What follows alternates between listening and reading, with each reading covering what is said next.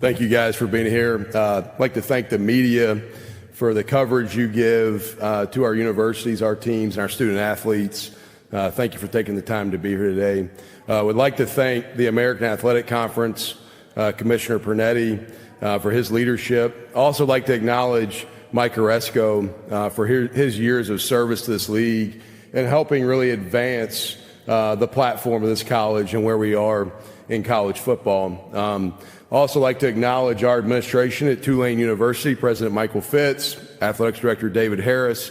I would not be at Tulane without their vision and leadership. I'm honored to be the head football coach at Tulane. I'm extremely grateful to serve in the role I have, to be in one of the coolest cities in the world, at one of the best academic institutions in the United States, and playing big-time college football, competing at the highest level, motivates me and inspires me daily.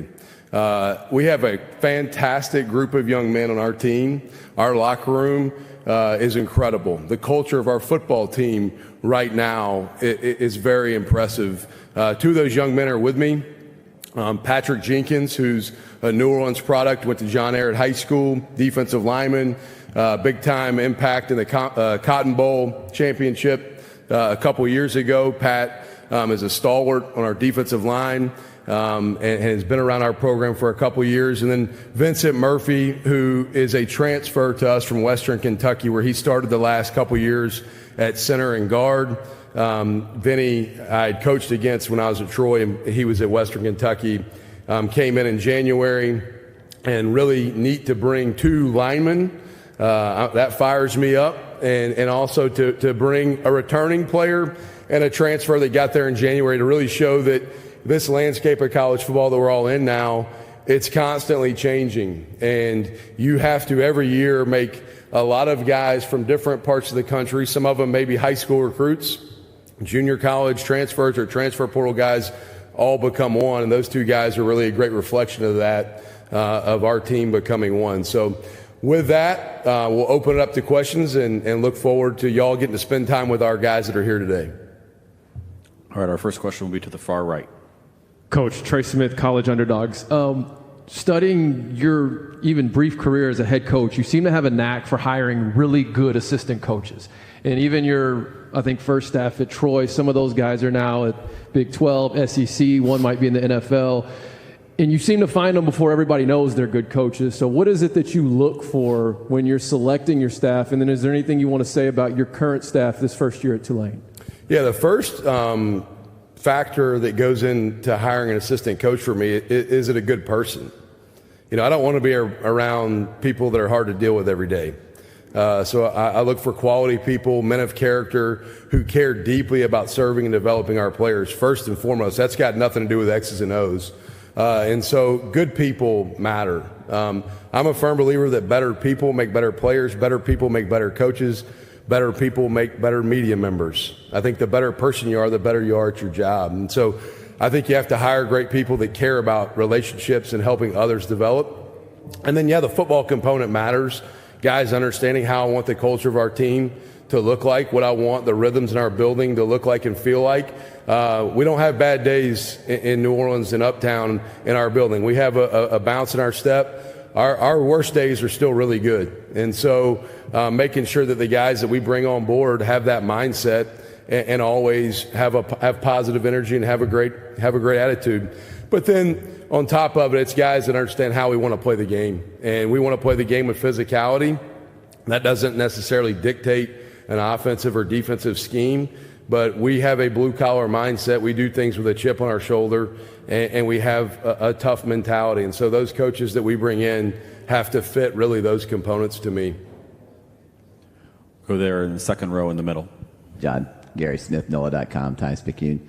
You were picked third in the media poll that was released today. I look back your first year at Troy when you won the conference championship. You were picked third in your division that year. I know polls don't mean that much, but just your thoughts, and obviously how do you feel like what this team can achieve this year?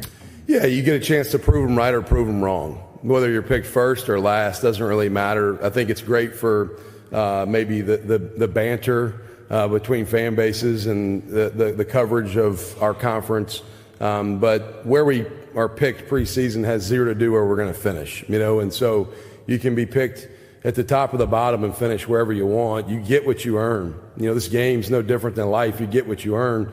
You want to be higher than third, you better go earn it. And if you don't go earn it, you'll be lower than third, and this is a challenging conference, a challenging league, and we've got our work cut out for us. But every day you get the opportunity to prove people right or prove them wrong. And we do have a goal of we want to be at the top. That's a goal. To the back and to the right. Hey, Coach. William Goodwin with the Frisco Bowl. I'll spare you asking who's going to start a quarterback this year, but I just wanted to hear more about Ty Thompson and how you've seen him get more comfortable since he's been on campus and how he's impacted the locker room. Yeah, that's a fantastic question that you didn't ask who's going to be the starter. All right, number one. And then number two, I think you really hit the nail on the head with how he adjusted and kind of come into his own. And really it is probably a two-man race between Kai and Ty. I like our quarterback room. Darian Mensah is a redshirt freshman who I really like from San Luis Obispo, California. And then Kellen Tasby is a local product from here in the Dallas area, the true freshman that I really like. I think both those guys have bright futures. Talking about Ty's really growth, he is extremely gifted athletically. He is big, strong, and fast. I mean, he can run. Like he hit 22 miles an hour on the GPS last week on our devices, which is rolling. It was the fastest guy on our team that day at workouts. So he's got the physical traits and the gifts you want. I mean, it looks like he could play tight end. I mean, he is an impressive guy physically. But the best thing for Ty, he came to us in January, and the best thing has really been seeing him become comfortable in his own skin around the team.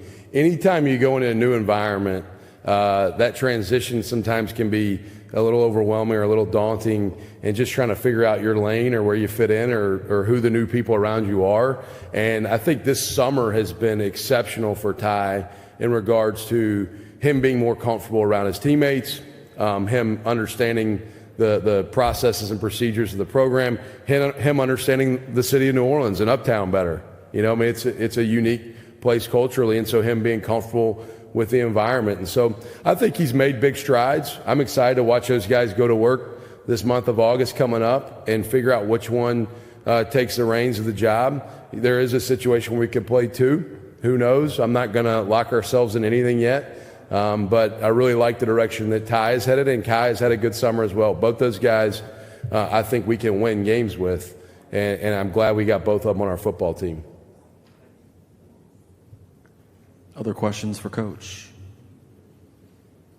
All right, thanks so much, Coach. Thank you, guys. Appreciate you.